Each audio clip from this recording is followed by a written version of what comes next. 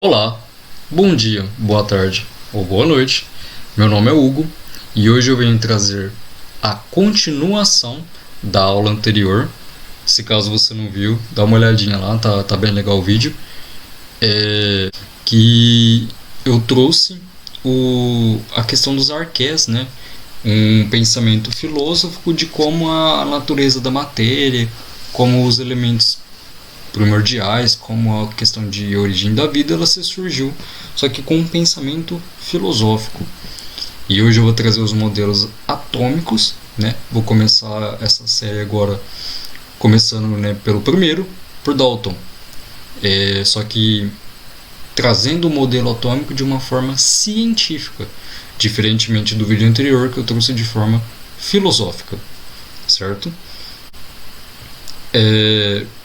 Então, essa questão, né, de natureza, da matéria, ela sempre foi algo que os cientistas, os filósofos sempre tiveram em pauta, né? Como que surgiu as coisas, né? De onde veio a natureza da matéria. E há muito tempo atrás, Leucipo e Demócrito abordaram que talvez poderia ser algo diminuto, indivisível, que ali a tradução do grego seria átomos, certo? Mas vale lembrar que isso foi há 450 anos antes de Cristo.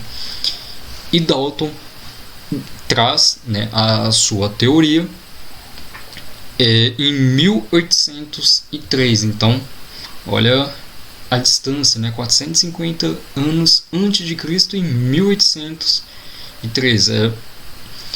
Em 1803, ele vem abordando que a matéria poderia ser formada por pequenas partículas indivisíveis que não podem ser destruídas, certo?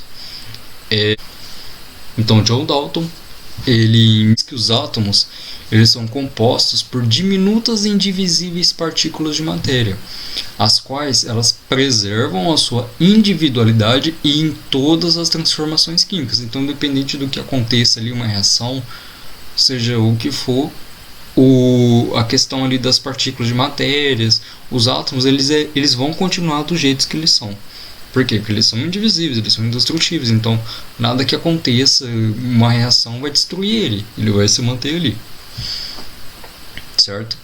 Então, os átomos eles vão ser caracterizados pelo peso do seu átomo. Independente do peso do que ele for, ele vai continuar sendo o que ele é. Então, o seu modelo, né, ele é popularmente conhecido como bola de bilhar.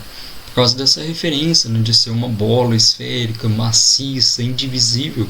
Então ele trouxe essa analogia de ser uma bola de bilhar, né, para ficar mais fácil de quem for ler sobre ela e entender, né. Lembrar também que o John Dalton ele trazia alguns postulados, né, que são proporções que não conseguem ser comprovadas, mas elas são admitidas como verdades, né.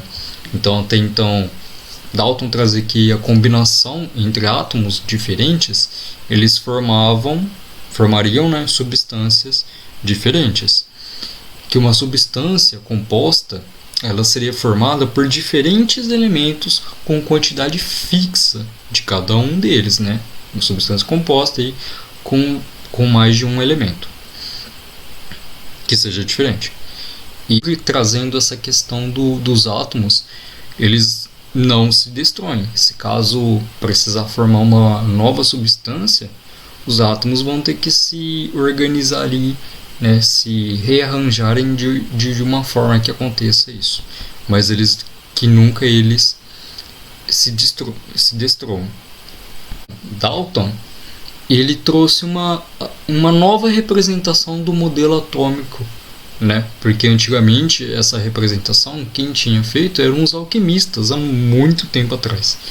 Então ele começou a representar os átomos dos elementos conhecidos, né, naquela época por meio de símbolos esféricos, né, para fazer a alusão ali ao modelo dele, né? E essa questão aí da bola de bilhar. Então o oxigênio ele é representado com um círculo e aqui no meio, né, só branco, mais nada. Um carbono já é um círculo, um símbolo esférico, só que de cor preta. Aí o hidrogênio, um círculo branco com um outro círculo menor preto no meio dele. E assim por diante, nitrogênio, sódio, potássio, enxofre, a prata, o fósforo, alumínio, a água. Contribuição de Lavoisier. Então, em 1735, né, lembrando que Dalton fez os postulados, né, da sua teoria em 1803. Então antes ele já acabou fazendo uma contribuição para o Dalton no futuro. Então Lavoisier afirmava que em uma reação química, massa se conserva porque não ocorre criação e nem destruição de átomos. Então os átomos eles não se alteram quando formam compostos químicos. E isso aí fundamentava demais o que o Dalton queria dizer, né? A gente viu anteriormente que não ocorria destruição. Os átomos eles tinham que se reorganizar, se rearranjar de uma forma que formasse novas substâncias, mas que eles não se destruíssem. Então, para a época, para o Dalton foi muito bom. Então, Dalton comprovou que esse fato já afirma que o átomo é indestrutível, né? Então, a gente pode ver o carbono mais hidrogênio e aqui formando CH4, metano.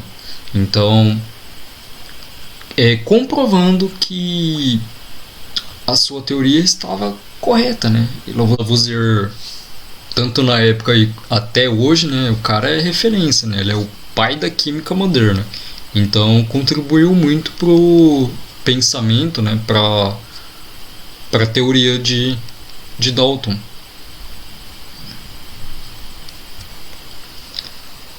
Substâncias simples, compostas e mistura, né? Lembrando, segundo Dalton. Então aqui na imagem 1 a gente temos dois átomos de carbono, por isso deve-se utilizar dois tipos de átomos iguais. Então para a gente representar o carbono, né, C2, a gente utiliza desta forma. Na imagem 2 temos três átomos, dois de hidrogênio e um de oxigênio. Então assim a gente representa uma substância composta, né? E na imagem 3 a gente tem uma mistura, que é segundo o modelo de Dalton. Então a gente tem aqui C2, né? Dois carbonos representados aí. E aqui a gente tem o 2 de hidrogênio e um de oxigênio, água. Só que aí representando uma mistura em um recipiente que tem duas substâncias. Então é assim que Dalton queria representar. Então, atualmente, né, sabemos que alguns dos elementos representados por Dalton são, na realidade, compostos químicos, porque as técnicas da época ainda não permitiam, né, a sua decomposição nos elementos que os constituíam. Então, por exemplo, Dalton ele achava que o elemento alumínio, né, o Al, ele era na realidade o composto alumínio. Então ele não tinha essa percepção destas questões de compostos químicos, né? Então aí a gente hoje já consegue entender.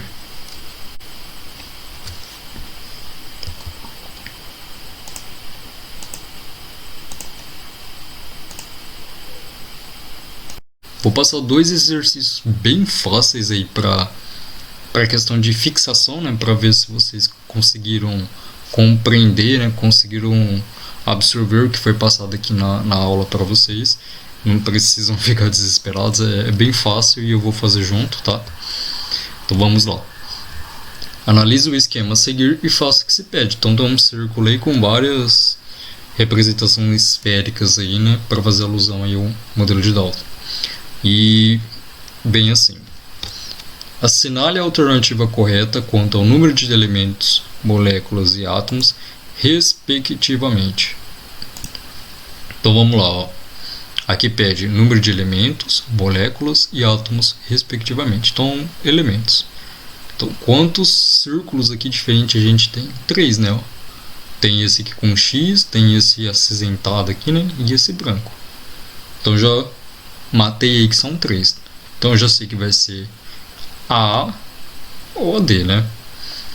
Moléculas. Então, quantos compostos aí aglutinados, né, formando aí a gente tem, então a gente tem um aqui, né, ó, 2, 3, 4, 5, 6, 7, 8, 9 e 10. beleza? A gente tem aqui, ó, átomos. Então a gente sabe que cada bolinha esférica desse aqui representa um átomo.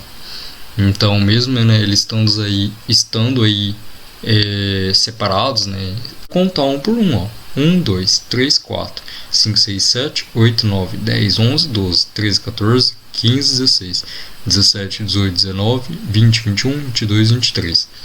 Então, assim a gente tem a resposta. Letra D. 3 elementos, né? 10 moléculas e 23 átomos. Beleza? Próximo exercício aí. Observe a imagem a seguir e marque a alternativa correta. Então, mais uma vez, em um círculo aí com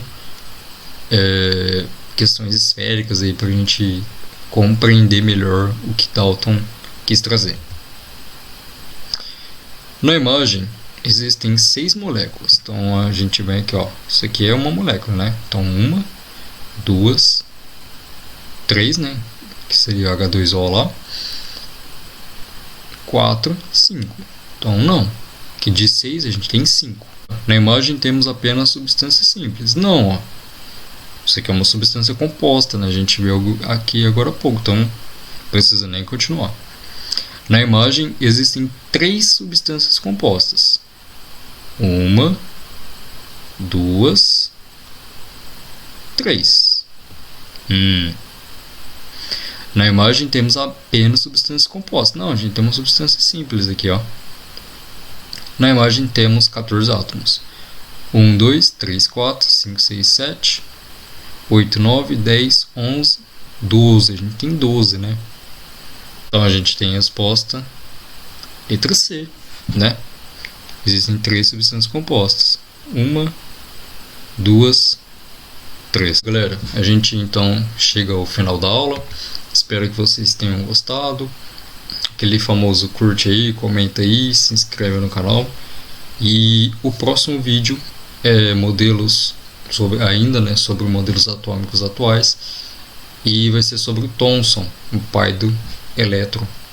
E a gente vai começar a entender que o átomo ele não é indivisível, e sim ele é divisível. A gente vai ter aí o descobrimento, né, começando a entender sobre partículas subatômicas.